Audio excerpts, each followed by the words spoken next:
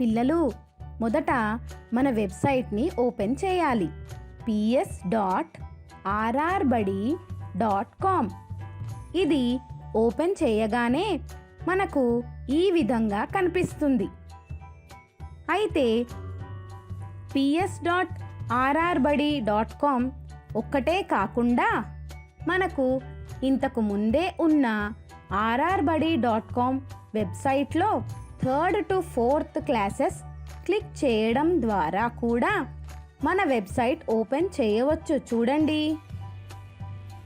మన మొబైల్ ఫోన్లో ఓపెన్ చేస్తే వెబ్సైట్ ఈ విధంగా ఉంటుంది.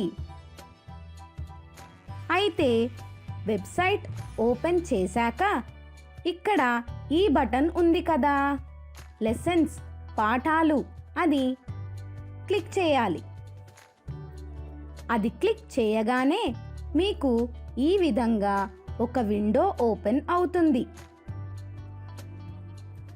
ఇది ఓపెన్ అయ్యాక ఇందులో చూడండి, మీకు మీ తరగతి అలాగే విషయాన్ని, సబ్జెక్ట్ని ఎంచుకోవచ్చు. అది ఎంచుకోగానే ఆ తరగతిలో ఆ విషయానికి సంబంధించిన పాఠాలు మీకు కనిపిస్తాయి.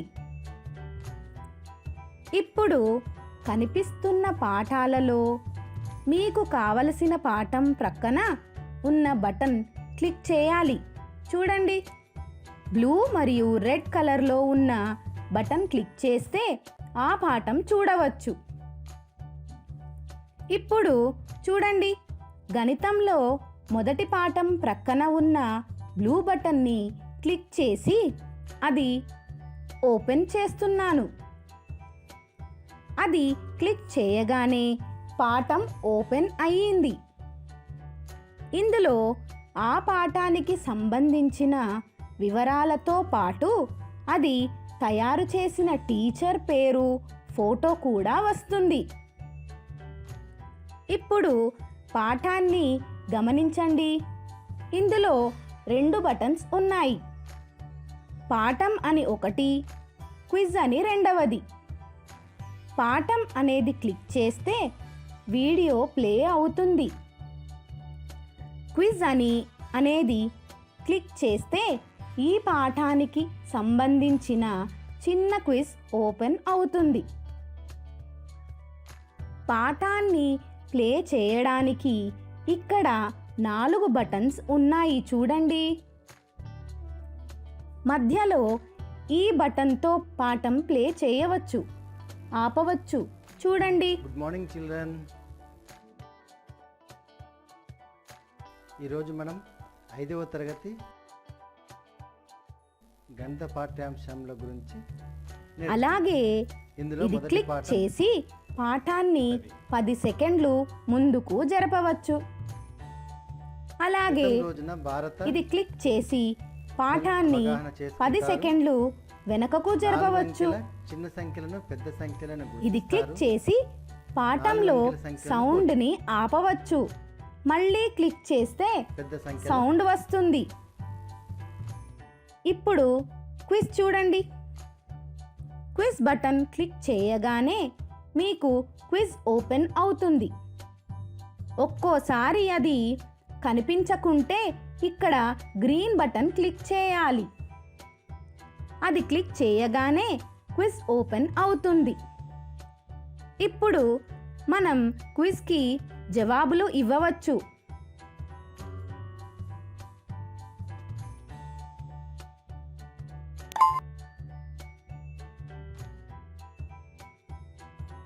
చూడండి, ఈ విధంగా మీరు గేమ్ ఆడినట్లే ఈ క్విజ్ పూర్తి చేయవచ్చు. ఇలా చేయవచ్చు.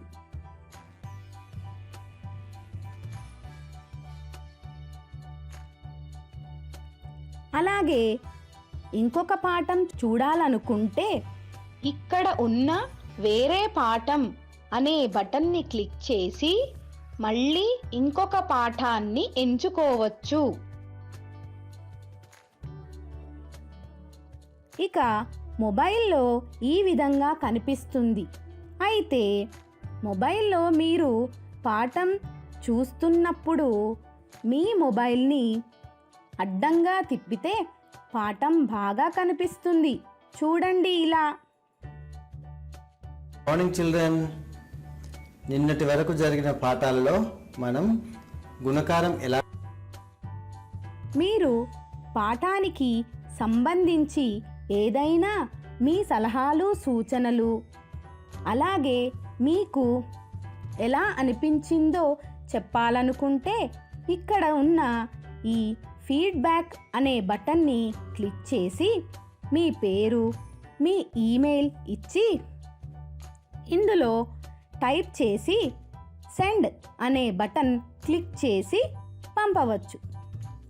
అది నేరుగా పాఠం తయారు చేసిన టీచర్కి వెళ్తుంది. పాఠం లింక్ ఎవరికైనా ఇవ్వాలనుకుంటే ఇక్కడ చూడండి, ఈ కాపీ బటన్ క్లిక్ చేసి లింక్ కాపీ చేసుకోవచ్చు. లేదా ఈ వాట్సాప్ బటన్ క్లిక్ చేసి డైరెక్ట్గా వాట్సాప్లో పంపవచ్చు.